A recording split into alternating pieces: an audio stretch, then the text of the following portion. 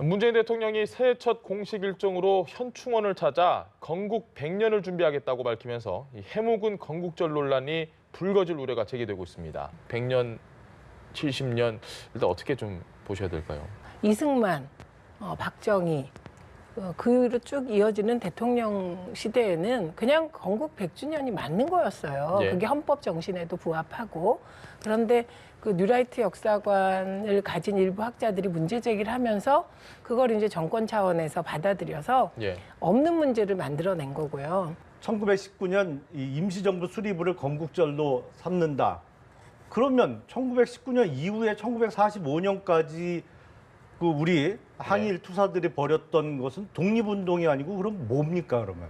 국가 구성의 3요소는 다 아시겠지만 영토, 국민, 주권입니다. 예. 그러니까 상해 임시정부가 그 3요소를 다 갖춘 정말 법적으로 인정되는 그 제대로 된 그 국가라고 보기는 어려운 측면이 많이 있죠. 그러니까 사실은 해서는 안 될 쓸데없는 논란을 지금 이 정부에서 불러일으키고 있다 이렇게 생각이 됩니다. 다스의 주인이 누구냐? 이건 이제 국민적인 관심사예요. BBK 주가 조작 사건의 피해자들이 예. 이명박 대통령을 직권남용으로 고발을 했습니다. 예. 그리고 검찰은 그 직권남용으로 고발된 것에 대해서 뭐 조사를 했겠죠. 예. 그리고 수사 필요성이 있어서 수사에 들어가는 거다.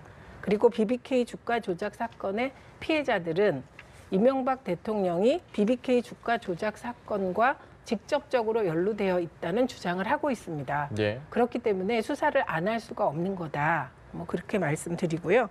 2007년도에 형사소송법이 개정되기 전에는 아무리 액수가 많아도 재산 관련된 횡령 배임의 그 공소시효는 10년이었거든요. 예. 최장. 그러니까 2007년 이전에 그 조성된 비자금은 사실은 다 이미 공소시효가 지난 거예요. 비자금 조성이 실제 있었다 하더라도 글쎄 이런 식으로 검찰권이 운영돼도 될까 싶습니다. 이게 다른 문제가 있어요. 정호영 특검이 예. 당시에 120억 비자금이 조성된 걸 확인했는데 이걸 일개 격리 여직원이 예. 횡령했다라는 것까지 밝혔습니다. 예. 그냥 덮은 거예요. 그러니까 그 부분에 대해서도 수사 필요성이 제기되고 있는 것이고요. 국민의당, 바른정당 합치는 게 가능할까요? 어떻게 보십니까? 김정은의 신년사 문제도 그렇습니다만 예. 얼마 전에 있었던 정부에서 발표했던 개성공단의 폐쇄 문제와 관련해서도 완전히 입장이 다르거든요. DNA가 다르다.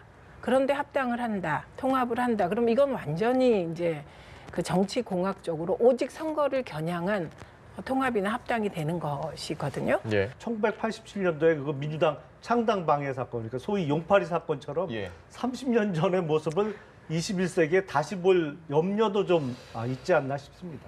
오늘 말씀 고맙습니다. 네, 잘 감사합니다. 들었습니다.